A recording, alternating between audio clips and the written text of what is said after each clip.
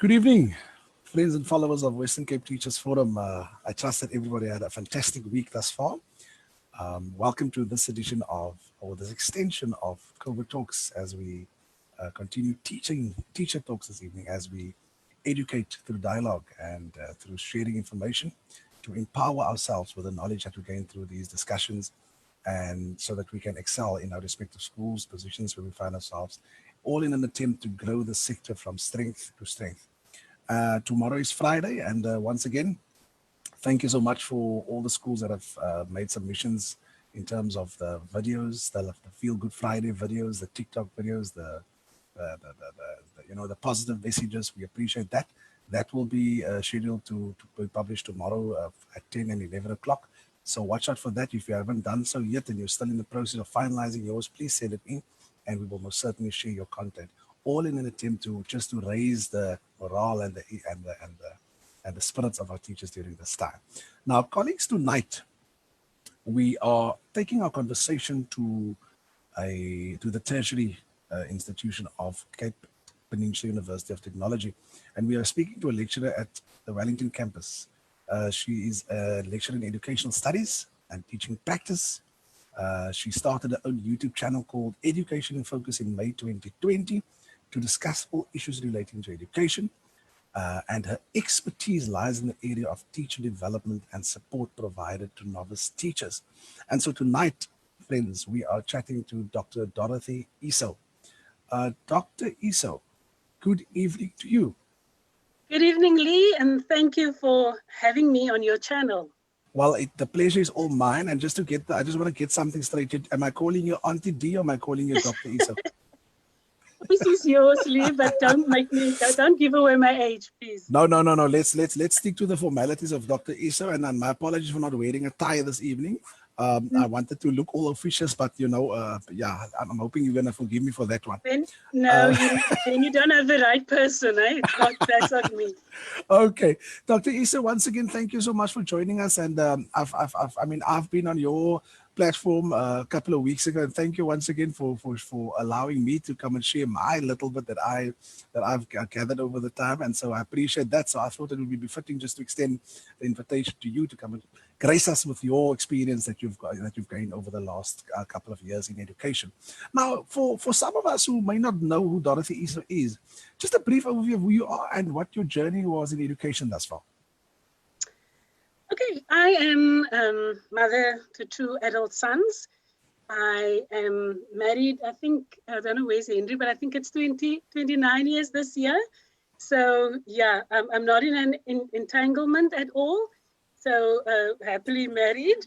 And then, yes, I am people will know me as a very passionate person, and teaching is my life. I've obtained my higher education in commerce at the Pentec campus then in 1990. I then decided to do life as an adult. And 20 years later, after gaining a wealth of experience working in the private sector, and then also as an entrepreneur, I came back into teaching. If you're a teacher, something keeps tugging on you to come back. And so I came back into teaching in 2006. And I almost want to tell you the rest, as they say, is history. But yeah, I started my studies in 2010. And from there, I think you're going to ask me some more questions about that. Fantastic. I like what you said earlier, that you were tugged back into the profession. It's almost like the passion called you back, and so thank you for coming back. We need passionate people like yourselves. Now, principal the other night, Mrs. Dawn Peterson from Golden Grove Primary School, she said the other evening that this is the worst time to be a principal of a school. How have your thoughts been transformed by the recent developments lately? Just very quickly. Wow, I think I've as a personally and professionally, I have grown so much over this time, and I can tell you because when I watched Miss Dawn Peterson the other night, I thought, you are such a brave woman, because I did my honors in management, and then I decided this is not for me. I think I wasn't brave enough to go into leadership. So I really, really take my hat off to our leaders, our school leaders, and yes, the teachers, obviously. But I don't envy them for, because I can almost say you're damned if you do and you're damned if you don't. So yeah, I've got a lot of respect for them. And so, yeah, but the past few months have been a huge learning curve for, I think, all of us, and also a wake-up call, because many of us have grown into that comfort zone where we wing it. We Yeah. wing it as teachers, and teachers know what I'm talking about. After 5 years, after 3 to 5 years, you just step into a classroom and you teach. Yeah. Some of us don't even prepare. So I think that was a great wake-up call to suddenly have to change and adapt. And yeah, I Yeah. just think I wouldn't want to say we needed this, but we needed a little bit of a wake-up call as Yeah. to how things are done. Yeah, I mean, it forced us to into a completely different space. Look at us here, connecting via Zoom. I didn't know Zoom existed about a couple of months ago, and yet here we are. So Yeah. and for many of us, it was a challenge, to transform your approach in terms of your teaching now into a more technological space. I know we are in the fourth industrial revolution, but did we really experience that, as it were? Yeah. But in any case, let's park that one for now. Now, are you a quick thinker? Not really. I'm not. You can ask my sons and my husband. I'm the weakest in this house when it comes to general knowledge. Okay, I In want to ask you. 30 seconds. I'm going to ask you three, not riddles, but let's call it riddles. Okay. The first one is, Okay. what is easy to get into but hard to get out of? Trouble. There we go. Trouble. That's the Yay! right. Second one. What is always in front of you but you cannot see it? In front, I see the ring light in front of me, but I can see that. My future. There we go. And Yay! really, This one. I didn't tell you to give you the answers, eh? So I don't know how you're getting this. No, it didn't. Okay, last one. What is so fragile that saying its name will break it? It's so fragile that saying its name will actually break it.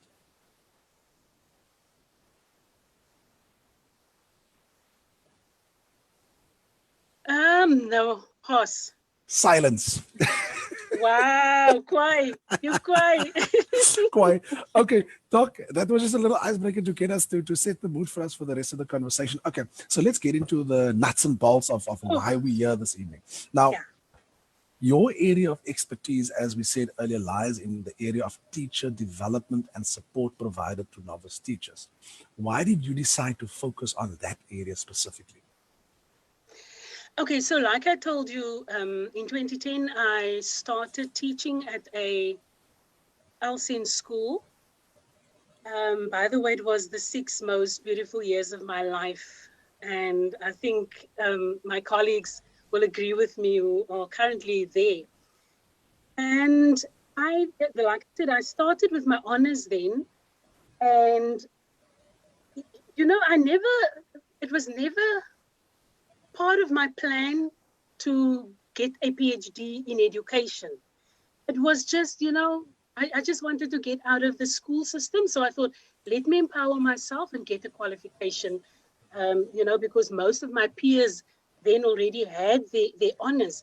So like I said, I did my honors in school management, but I just knew it isn't for me. And what I wanted to get to is when I started with my master's, um, I started getting this passion for teaching those learners with special educational needs. And I then focused on teaching strategies for learners with social behavioral problems. So that was the thesis, my master's thesis was all about. But it was more than just study for me. It was really, I saw teachers coming in and myself, because I never had special training. I didn't have specialized training to work with those kids. And there is a reluctancy out there to work with special needs children and to be inclusive. And that to me is a huge problem. And we can talk about that again. But I then focused on teaching strategies for learners with social behavioral problems.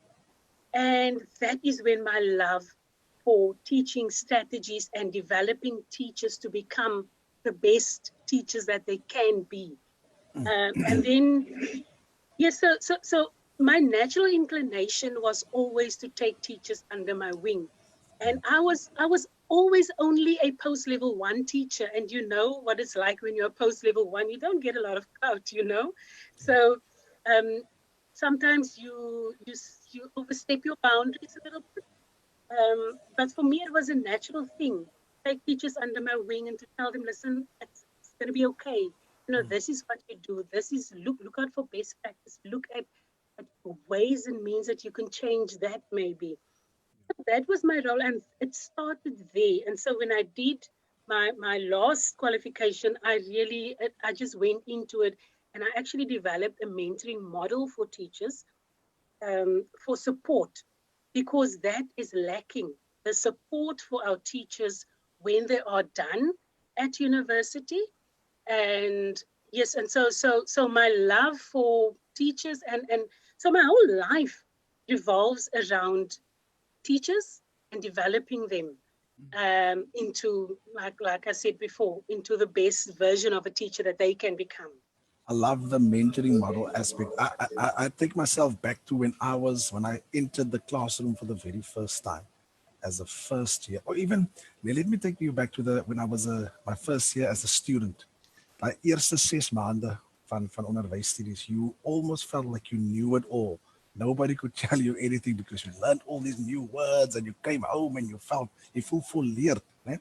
And then you complete your studies and you enter the real space and you suddenly realize, oh my goodness, this is completely different to what I've been, not necessarily everything, but it was a rude awakening. And so my question to you is, does the current teaching training module prepare the teachers adequately or enough for the real classroom situation? Mm, that's a tricky one to ask an education lecturer. So yes, Lee, I don't think anyone is 100% prepared for any vocation or for a profession for that matter. And for teachers, it's no different. And I was thinking about even my first, I only taught for 6 years. And then I thought to myself, no, I didn't sign up for this, you know, and I went out of teaching because I felt I was very young still. But I had the same rude awakening. And for me, I just didn't see myself in there. So I left teaching. But to come back to your question, um, teaching, and have you ever thought about that? Teaching is the only profession where a newly qualified person has to step into management of 30 to 60 people. We never think about that you know, and you are not always, you cannot be 100% fully prepared. I think it's once you stand in front of those kids, they look at you like a cat has just dragged you in, or you know, they show you Yeah. don't deserve their respect. And that, you know, then it is only then that you go through that fiery furnace. And then you get to decide, how am I going to circumvent around this? How am I going to work out a strategy? And it's not just a one size fits all. So it's different strategies and plans that you have to work around in order to really find your space and your place as a professional. Um, and that is, to me, what shapes and molds a teacher. It's when you really start developing mechanisms of dealing with things like unruly behavior, of working in overcrowded classrooms. University cannot prepare you for that as much as we want to. For me, fortunately, I came out of basic education only a few years ago. So I'm very much a teacher. I think some of my university students told me I'm too much of a teacher, but that's because I wanted them to see, this is how you are going to stand in front of your class, and these are the things that you're going to be having to deal with. So yes, um, we can only provide them with the tools. We can provide them with the tools. We can send them out. And what I noticed is, and we need to talk about that, is the assessment, the way that these students are assessed. If I go and assess a student and I give them 56, it is like I've committed the biggest sin ever. We are so focused on marks, and it comes from the school system. We focus on marks, and our learners get into that thing. Our students go there as well. And so, you know, you give feedback, but they're not really interested in the feedback. Yeah. They're interested in their mark. And for me, that is a real problem. And we need to move past that, where they really want to immerse themselves within the culture of the school where they do the teaching practice, where they really go into the classrooms and see, I don't want to teach like that, or I see something in that teacher that I don't like. So for me, the preparation, I think, and I can only speak for myself, I try to make it as relevant, contextually relevant as possible, so that, to tell them this is what happens in the school setting. So yeah, I don't know if we can 100%, and I don't think any professional for that matter can tell you that they're 100%. But I think the universities are trying their best, especially with education. There's also the another dynamic, and I mean, if we look at the schools, for example, you have so let's take another. Okay, let me not mention the names of the tertiary institutions, but every institution or various institutions that offer teacher training, but the quality of the teacher training program and the may be different, and so the type of student that they produce at the end of their 4 years or so might also be a different student based on the type of training that they've received. Does that play a role? Look, you're talking about a type of student. It's very, very difficult because who do you get in the first place? Okay. Do you understand? Our students are not, for me, they're not screened. We accept students based on numbers and based on, I think there's a point system, but we don't really go in and interview them, and because everybody wants an education. And so also there's that notion that teaching is easy, an easy course to do. So they come into teaching hoping and thinking that it's easy. But answer your question, I have also once told one of my classes, we might be sitting with pedophiles now in our lecture rooms. We might be sitting with murderers in our lecture rooms. We don't know who we take in. And that is why I told you, we can only do what we can. We cannot change the personalities of our teachers. We cannot change the nature. We can try and really, like I have an open door policy for consultations when students come to me with their problems and challenges. But there's just so much that we can do, and I'm grateful for the support services on campus. I mean, they are wonderful with what they are doing. But we cannot guarantee the kind of person that we send out. We can only equip them. And you can buy tools at the hardware stores, but the tools only become useful once you use it in a DIY project. So you have to become a teacher. Absolutely, and I'm glad that you touched on that support issue because my next question was going to be, there's a view that the CAPS curriculum ignored the context of the learner by and large, and so that same learner enters tertiary institution to pursue a teaching degree, and so is there? So my question was going to be: is there an attempt within the teacher training program to address the contextual factors of students as they are from the diverse backgrounds? And so you touch on the issue of counseling and all of that. Is there anything further that you want to expand on that one? Yeah, look, I don't want to go to a field that's not really mine, but there's like I said, there are enough, or for me, it's very adequate.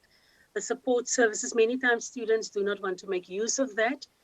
But there are support services. And like I said, the nature of us being teachers is that we are social workers, we are nurses, and it's the same, it continues in higher education as well. You don't lose that role.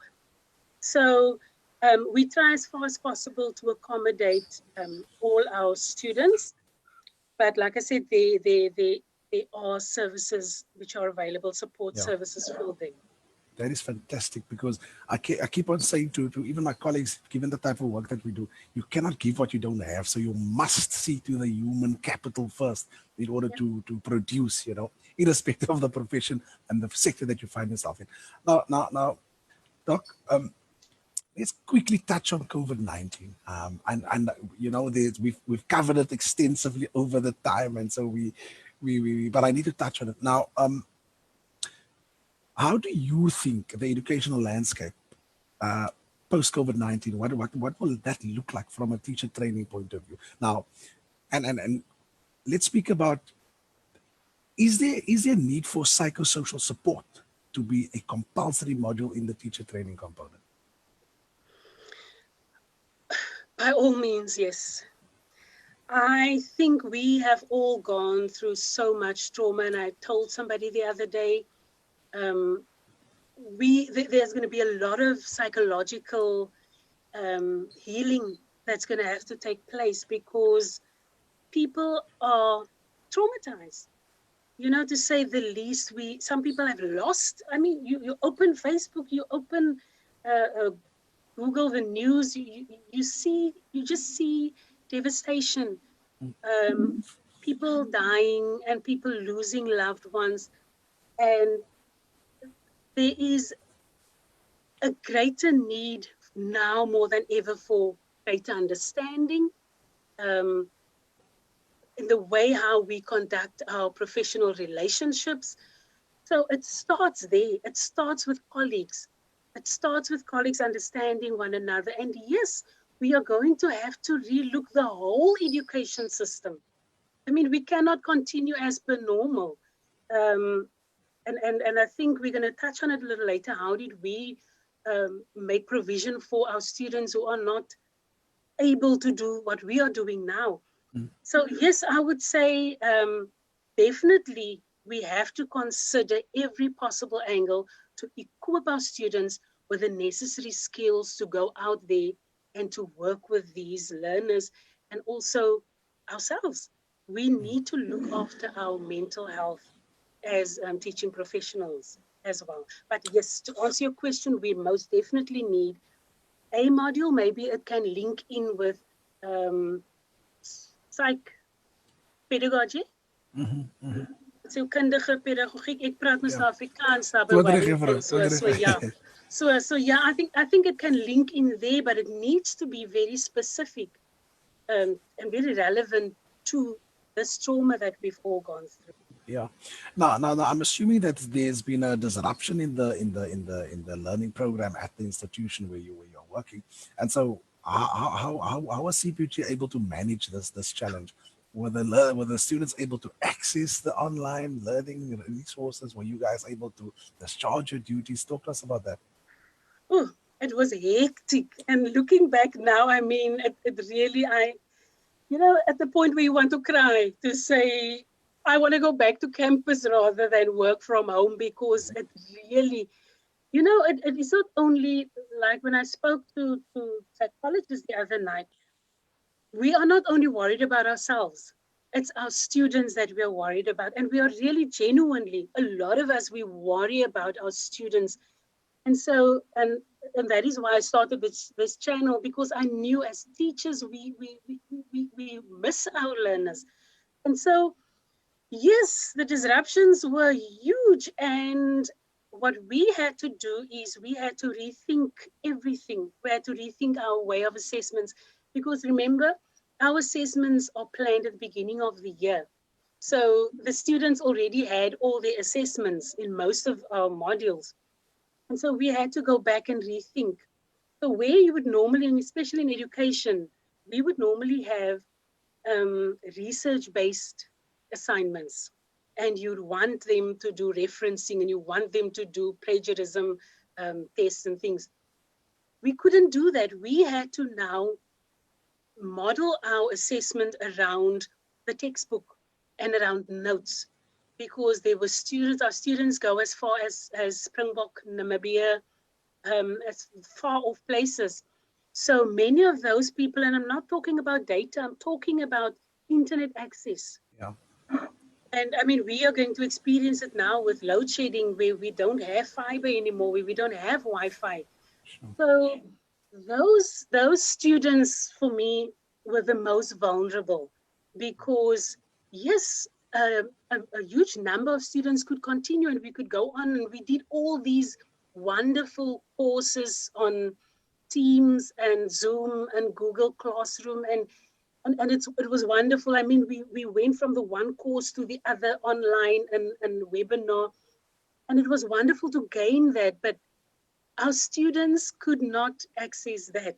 Yeah. And so it was fantastic how our department worked. I mean, we went from having those things available, Blackboard and all of that learning management system, to doing voice notes. So for me, it worked. And for our students, that is the feedback that we receive, that our voice notes that we send them on WhatsApp. So I do 5-minute work voice notes along with my notes. We printed out notes, and and I don't want to get into much about the workings at the university, because I'm not speaking on their behalf. But Okay. we printed packs for our students that were couriered to them, so that they don't miss out. And so many of them said that from time to time they can access WhatsApp. So the voice notes along with their notes then, they could then access that. And we put it on the learning management system, of course. But yes, that is how we really try to accommodate our Yeah. students. And I really feel for them, because, and we also must now have the open door policy of phone me. You know, Yeah. my WhatsApp is so busy, because I have to accommodate our students now. I can't say no, WhatsApp is not for you. Yeah. So yeah, so we try to stay there, to let them know that we are there.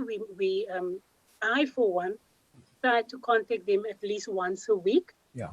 because it's hectic. They So are there is busy a with yeah. assignments. So there is a sense of connectedness still between lecturers and students. Yeah. Yes, And in that's terms right. of the courses that were planned to be that were scheduled to be completed at the end of this year, are we still on track in terms of that, or has there been some changes to that effect? Has there been some curtailment, or is there a flow over into the following year? Just very briefly. Yeah, we are. They are still busy. Management is still busy with talks around teaching practice. That you can understand is a Of huge course. problem. I mean, we can have them send videos to us, but it's not really the classroom Yeah, situation. So we have to emulate.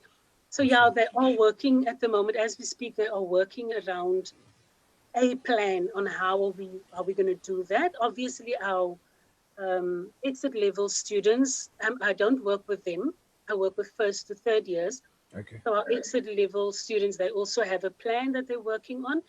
But in terms of education, for instance, we will meet all the requirements for this year.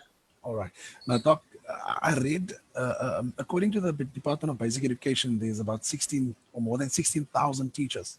And I think that figure is growing by the day, or that suffers from comorbidities, underlying medical condition, and as a result, they're working from home. Now, there's a political party that has recently called on final year students to assist at undercapacitated schools during the lockdown period.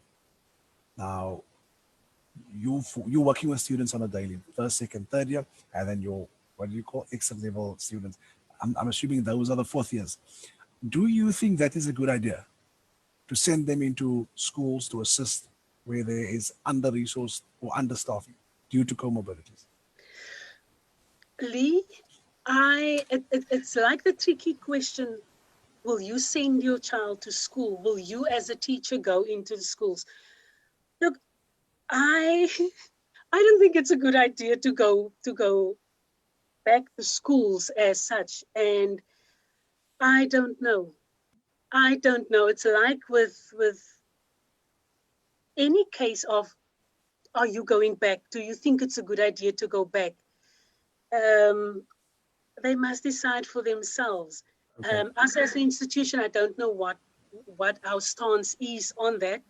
But personally, for me, if students, if they feel they need the money, or if they must really make a decision for themselves on this Okay. one. Let me ask you this one. So, as Dorothy, the parent, if you've got an exit level year student as a son at one of the institutions, and he or she or the son was asked to go into the schools, what would you as a parent have advised your son? Lee, I don't even want my sons to ride bicycles.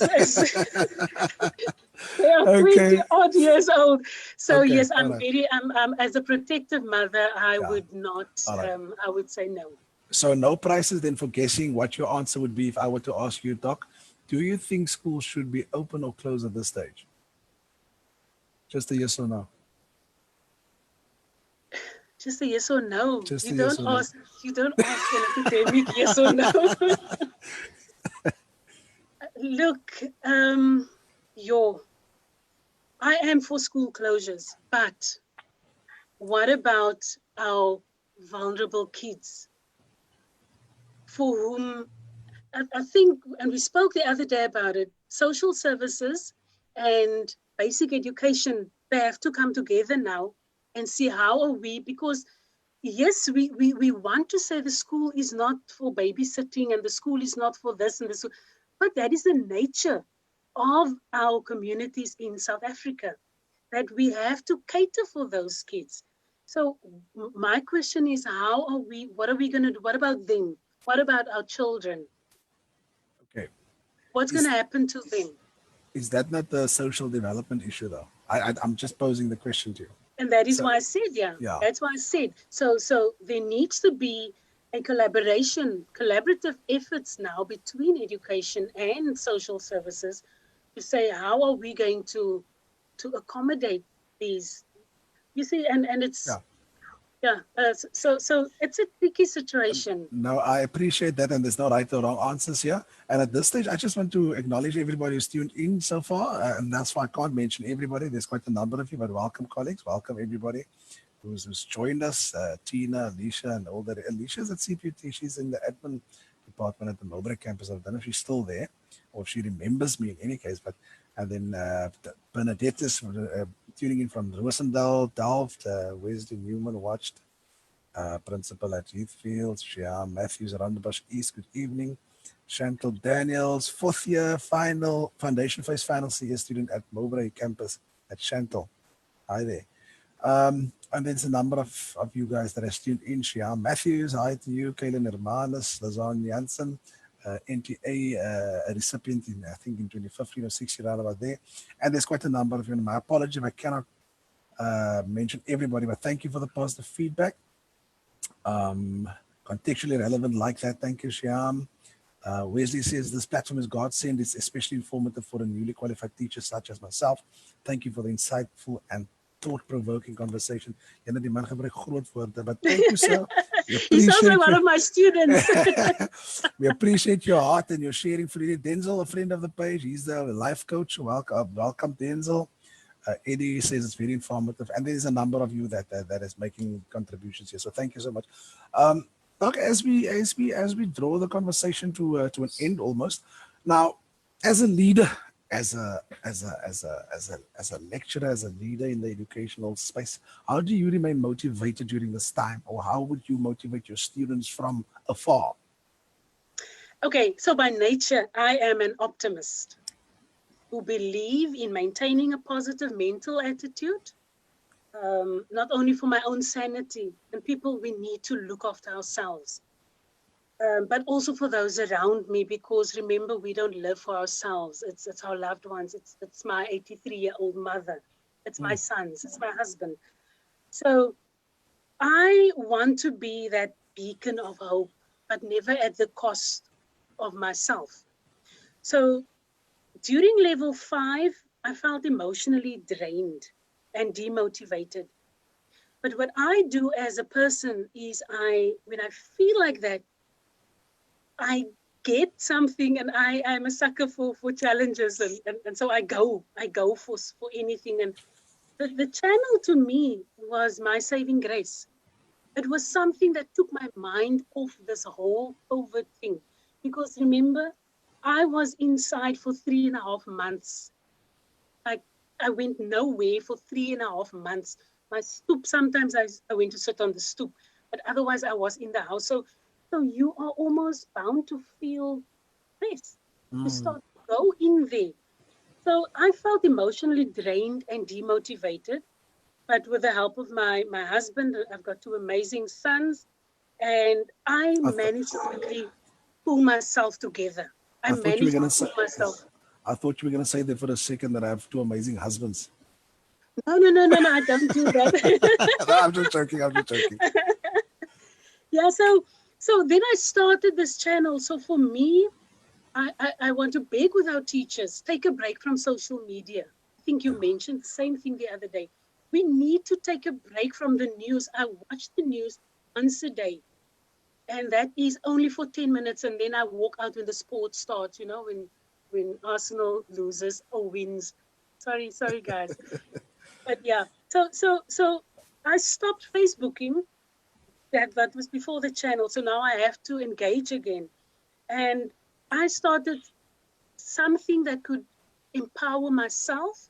I started something that could empower and motivate others and inspire others. And so my need for my own motivation turned into providing that platform for the teachers. So what I would suggest to teachers is look after yourself. We cannot draw water from an empty well. And so you have to keep looking after yourself. And I'm a proponent for making time for what I like. I make time for self-care. I take a spa day. I can't wait for it to really open fully so that I can go and I spend a lot of time with family. Um, take time out for your family. Get away from the COVID talks. Yeah. Not from Lee's platform, but I mean from the whole day just being engulfed in problems. And so and now that we're working remotely, I mostly get I get up at 3 o'clock, for instance, and I then start working. So this is just to tell you how I keep myself motivated. I get up at 3 or 4 because I've got that flexibility now. I work until 8 or 9. It's a whole day's work, Yeah. and then I can do whatever. Then I'm open for consultation with students, and I'm open for lessons, and I can actually take a drive out as well. Yeah. I know I'm in a fortunate position to work from home. Yeah. But what I want to tell our teachers are um, these few things is we appreciate you. Don't give up. Support one another. Like I said, take a break. Take a break from social media. Take a break from from having an yes, you can have an opinion, but from commenting on everything. I try my best not to, and I have a strong opinion, but I try my best not to because you get so engulfed in that. And so take up a hobby. Do something that you haven't had the opportunity to do so. Just get away from put your teaching mode off from time to time. Um, Yes, and I think I'm going towards the end now, really. Lee, if I can speak to our parents who are wondering about their kids, it's follow your heart. We know our children. And I believe that only you can decide as a parent how you are going to take this forward. And like Mrs. Dawn Peterson said on Tuesday evening, if you do send your children to school, know and make sure that your children are well taken care of. Make sure that the PPE is in place at the schools, and trust them enough, because I think our principals are really and teachers are really trying their best to make it work, where the schools are open and where they have enough resources to be open. So yeah. Um, Yes, so that is what I want to say, and then also to our students out there. We know this is a scary time, and it's like that for all of us. We miss you. We'd rather be in the lecture rooms. Really, I'd rather be running from the one class to the other class and sit here and worry about our students. So yeah, keep working, stay motivated, and know as your mentors and lecturers that we want the best for you, and we are trying our level best to see you through this year. So yeah, that is my encouragement to everybody out there. But really, look after yourself, stay positive, speak to people. If you need professional help, seek professional help, but do not carry this on your own. That's it. Dr. Isel, ik heb nog één vraagje gehad, maar je hebt hem nou sommer met Dat is die vraag. twee vliegen met één klap. Yeah, you've motivated, you've inspired, you've encouraged. So, I sat and I listened and I thought, yo, that you speak with such warmth. Amper as ek nou amper my ma geluister het, as mommy wat nou praat met haar kinders.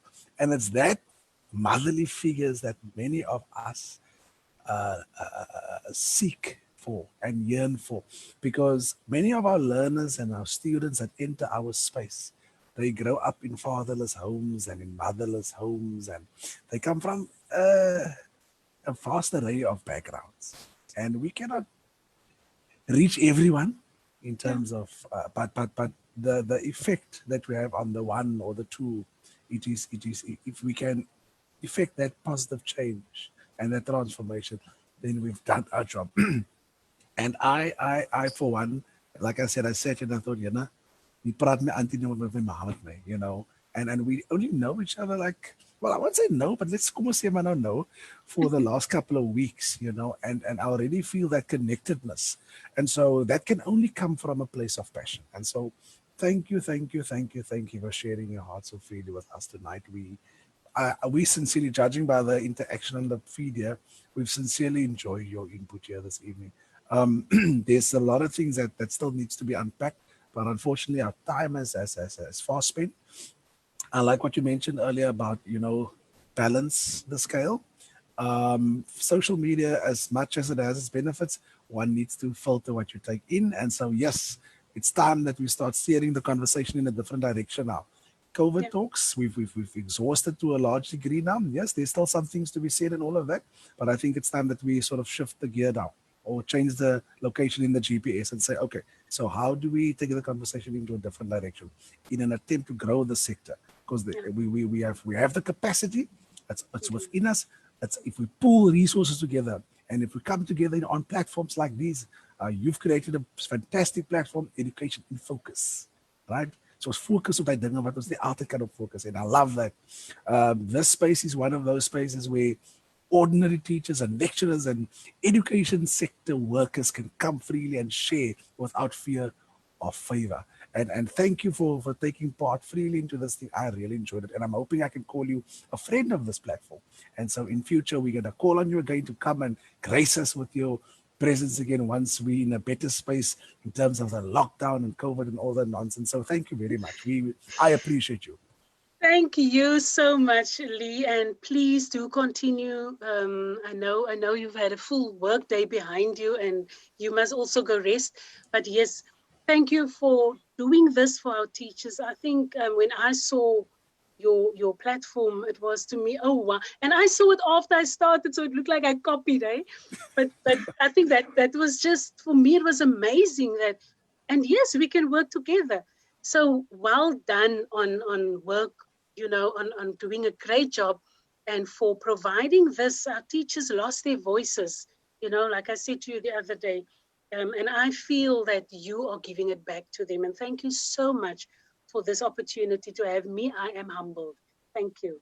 Now, look, I don't want to take all the credit. I do work with a small team, so there is somebody behind the scenes who's managing certain stuff for us. So, and for that person. I for that person. So thank you very much for the kind words. We appreciate you, and God bless.